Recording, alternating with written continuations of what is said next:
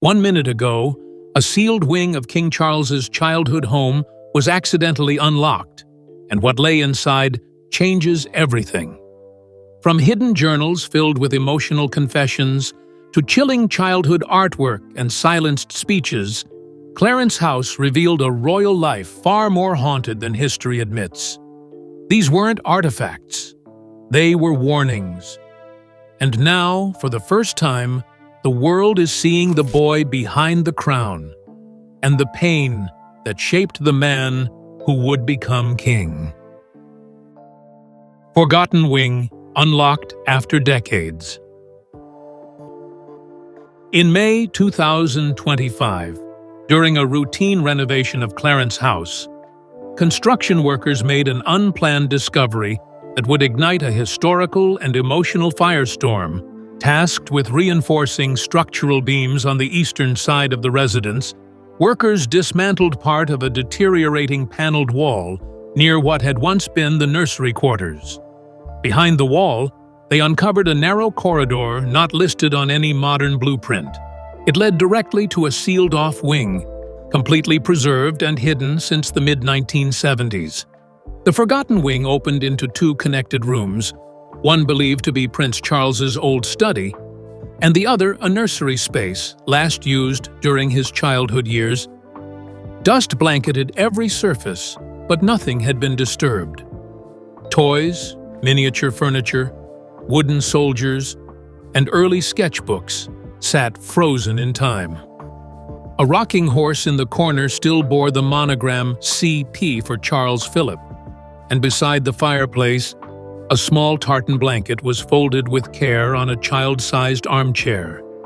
It was less a forgotten room and more a shrine to innocence interrupted. Beneath a child's desk, archivists found documents wrapped in muslin cloth and tied with twine. Dozens of handwritten pages, some simple drawings, others crude journal entries, were signed Charles, age 9, age 11, and age 13. Several sheets bore the official seal of the Windsor household, suggesting they had once been logged or reviewed by staff.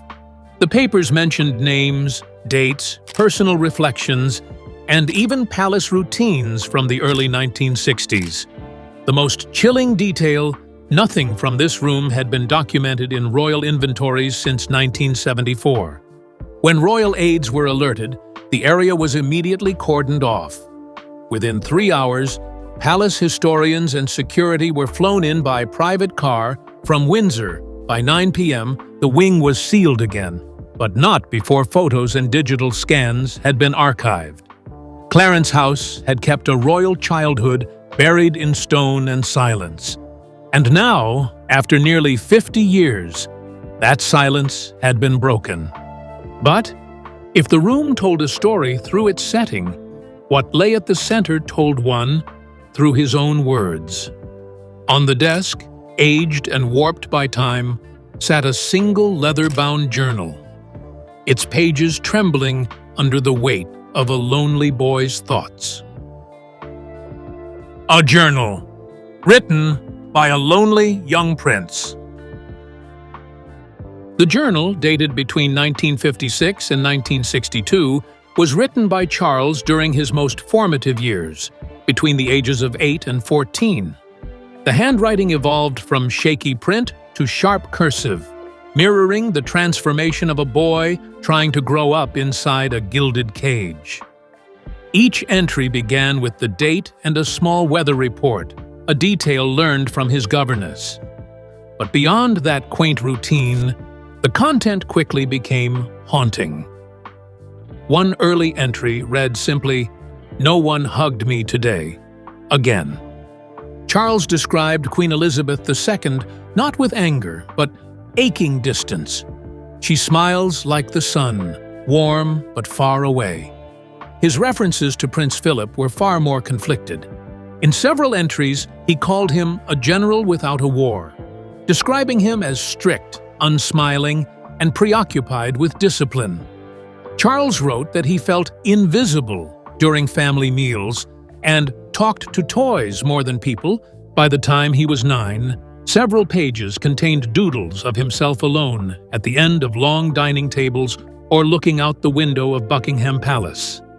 In an entry dated 21st February 1959, Charles wrote, "Today I tried not to cry.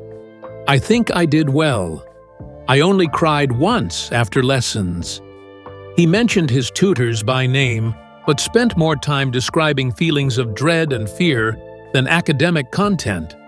More troubling were repeated references to them or the Watchers, phrases that have led experts to believe he was aware of being monitored or evaluated constantly by staff and courtiers. In a particularly dark entry from July 1961, he wrote, "Even when I whisper, it gets repeated. Even when I'm quiet, they still know." Psychologists and historians who reviewed the journal have referred to it as a psychological blueprint for the adult Charles. Themes of isolation, suppressed emotion, and a yearning to escape the pressures of royal identity appear throughout. The child who wrote these pages was not spoiled or coddled, but suffocating in a role he never chose. And within these pages, he wasn't yet a king, or even a prince. He was simply a boy, longing to be seen. As moving as the journal was, something even more intimate came next. Inside a false panel beneath the desk drawer, archivists found a bundle of letters, not addressed to his parents, but to someone only he identified by a single letter: A. Secret letters to a hidden confidant.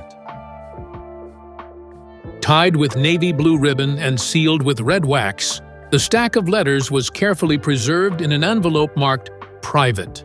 They spanned at least 6 years, from 1957 to 1963, and were written entirely in Charles's hand. The addressee was never named, only referenced as A.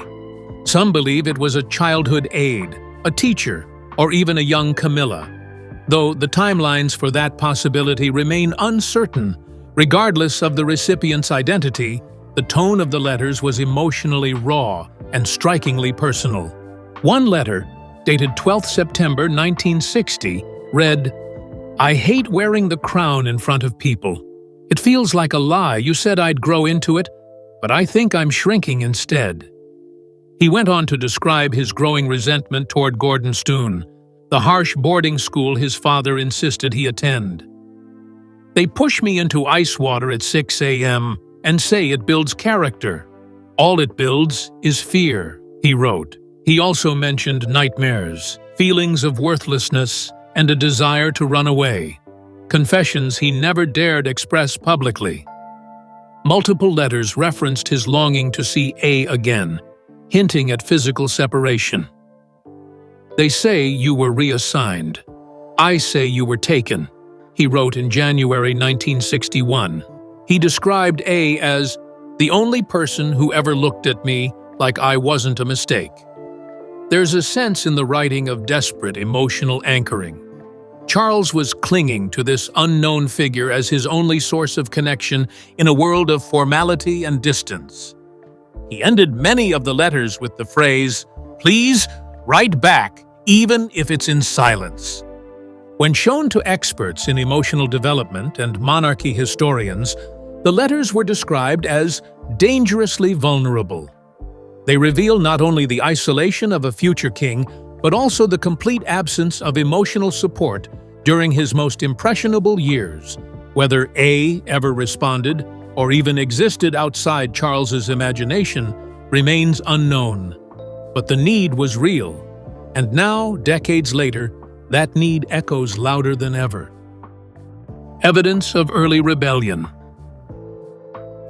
While cataloging the old fireplace inside Charles's childhood study, a curator noticed a loose brick partially covered in soot. When removed, it revealed a hollowed-out cavity containing a stack of aged sketchbooks and folded sheets, many signed simply, "Charles, age 15." These drawings and writings, dated between 1962 and 1965, revealed a side of the young prince the palace had long worked to suppress. His early rebellion against the institution he was born into These were not innocent doodles. They were critiques, clever, cynical, and unfiltered. One cartoon depicted Queen Elizabeth II wearing a crown labeled Burden, standing atop a mountain of newspapers, while Charles sat beneath the table labeled Invisible. Another showed Prince Philip wielding a cane shaped like a sword, chasing a tiny figure into a maze titled Expectations. On the margins of several sketches, Charles had written words like trapped, pretender, and stage play. These images weren't just creative, they were confrontational. They challenged the very pageantry and control the monarchy prides itself on. Also among the papers was a 2-page essay titled A Future Monarchy, written in late 1964. In it, Charles imagined a crown no longer tied to military duty or emotional silence. He proposed a monarch who would live among the people, abandon palatial isolation, and be allowed to marry for love, not strategy.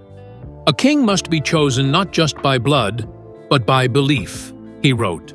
What stands out is how closely these ideas foreshadowed Diana's eventual public impact, even though she wouldn't enter his life until the 1980s. Historians reviewing this material were stunned. For decades, Charles had been portrayed as the reluctant but dutiful heir, loyal, passive, groomed for tradition. But these drawings and essays show a different version of him. A boy cracking under pressure, questioning the rigid roles assigned to him by birth. The fact that these documents were hidden, stuffed behind a fireplace brick, suggests even young Charles knew his views weren't safe to share. He was already performing a role, even in private.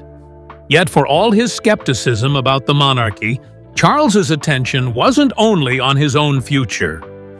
What archivists found next would raise new questions about when and why he became fixated on a young woman named Diana Spencer.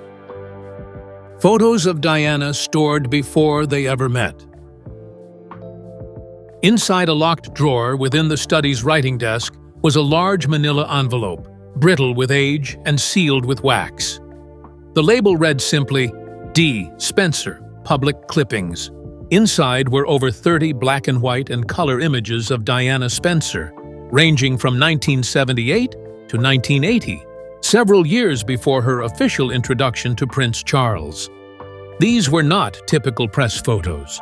Some were tabloid cutouts from local publications in Norfolk, others candid snaps that may have been privately sourced. One even included a brief typed profile of her equestrian background and family estate. At the time these clippings were collected, between the ages of 30 and 32, Charles was publicly linked to several women but showed no romantic commitment. The presence of Diana's images this early, including notations in Charles's handwriting like very natural, rare fire, and public instinct, suggests more than casual interest. He wasn't merely admiring a young aristocrat, he was analyzing her. On the back of one photo dated August 1979, he wrote, "She disarms without trying, that is dangerous." Royal watchers and historians have long debated the nature of Charles and Diana's arranged courtship. But these documents hint that interest may have begun before the palace formally introduced them. Some experts believe Charles saw Diana as a necessary figure to fulfill the emotional void the crown could not publicly fill. The idea that her image was being tracked or studied by him before they had even met adds new depth and a chilling prelude to their eventual tragedy. Perhaps most unsettling were the notes written in the margins of newspaper articles about Diana's rising public favor. In one, dated February 1980, Charles circled the words "Press Darling" and wrote, "They will crown her before they crown me." Whether this was envy, anxiety, or prophecy remains unclear. But what is undeniable is that Diana lived in his mind before she ever stood beside him at the altar, And that reality reframes their relationship, not as spontaneous, but as possibly curated. And the deeper investigators went into the hidden chamber, the more control, not romance, began to shape the story. What they found next was no journal, no toy, no childhood memento. It was a sealed folder labeled "The Windsor Doctrine, for his eyes only." The Windsor Doctrine folder. Tucked behind a false wall in the study's built-in bookcase was a slim, leather-bound folder wrapped in a silk cloth. Its title was burned into the cover in gold: The Windsor Doctrine, for his eyes only, dated 1972, and marked with the internal code C2-level.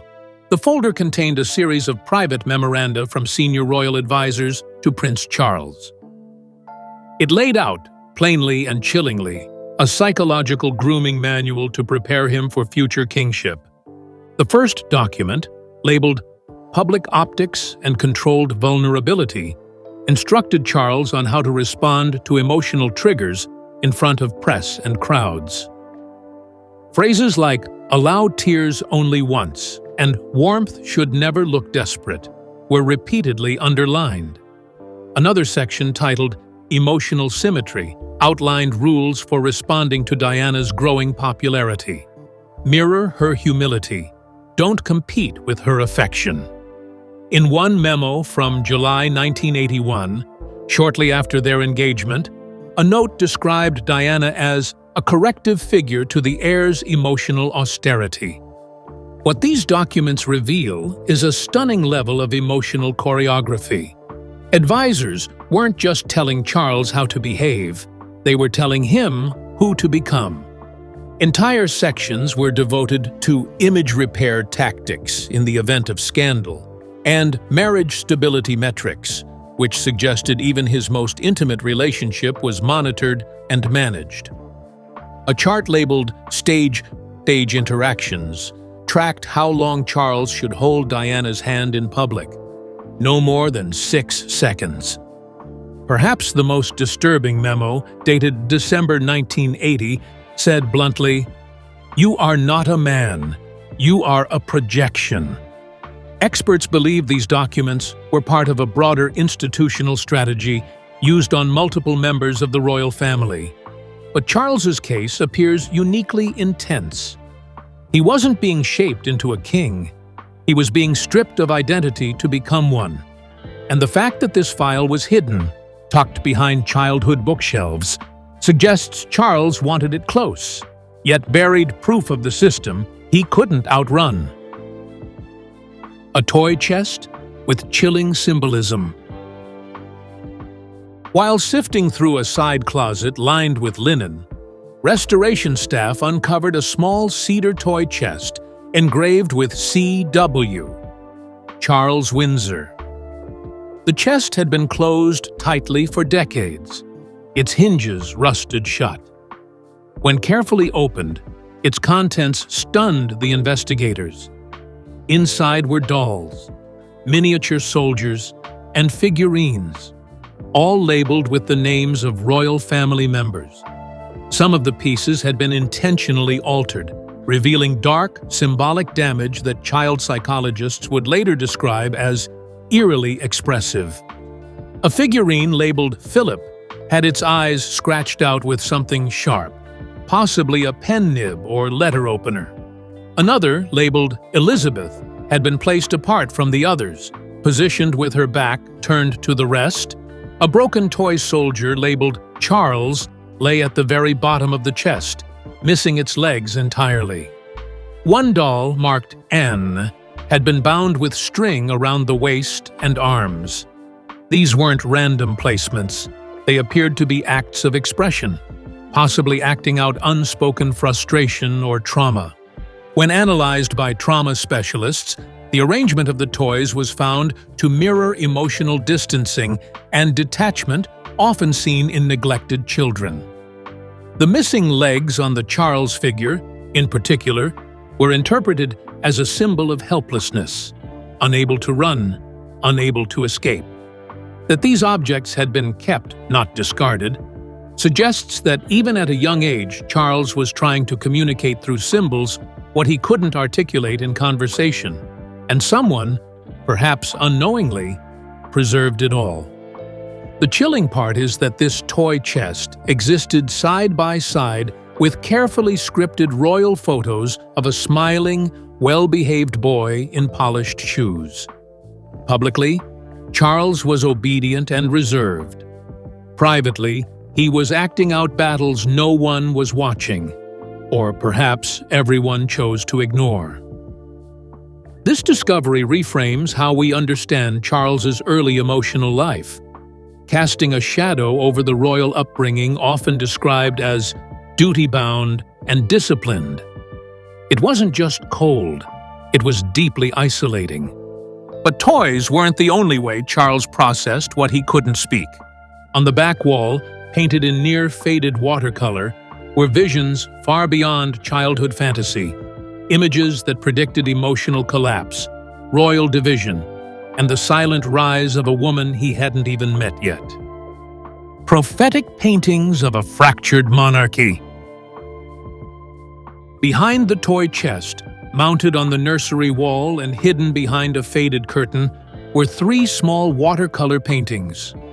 All were signed C.W., age 15.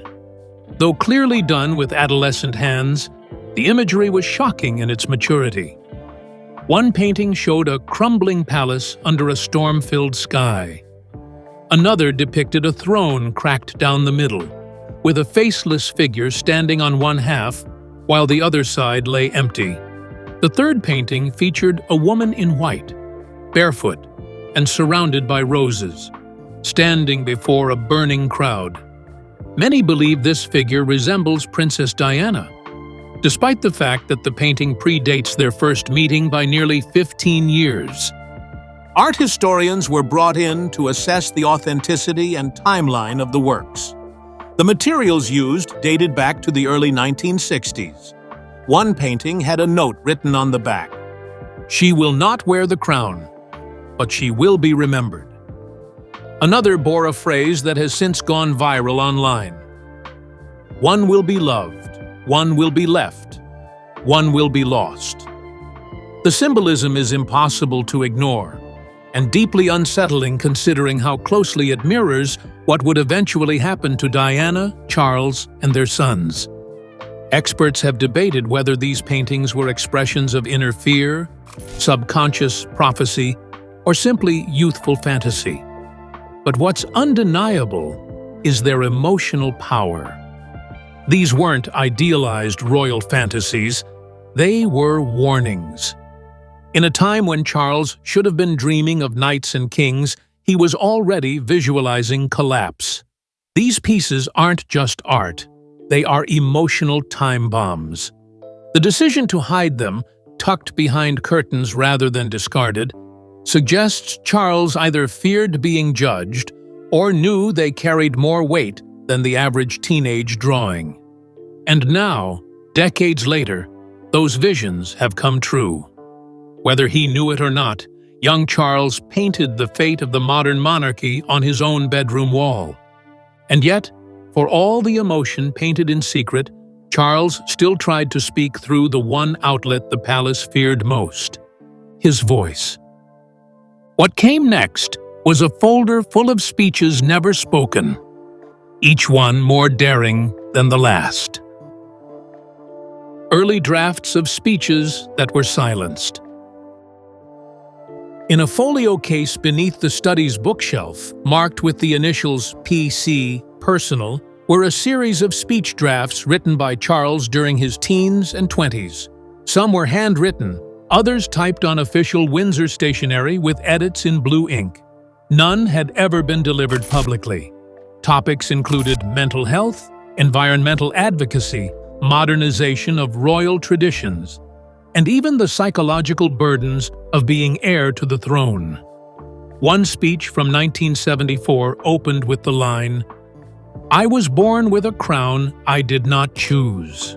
A draft from 1977 argued for reducing royal opulence and increasing charitable transparency.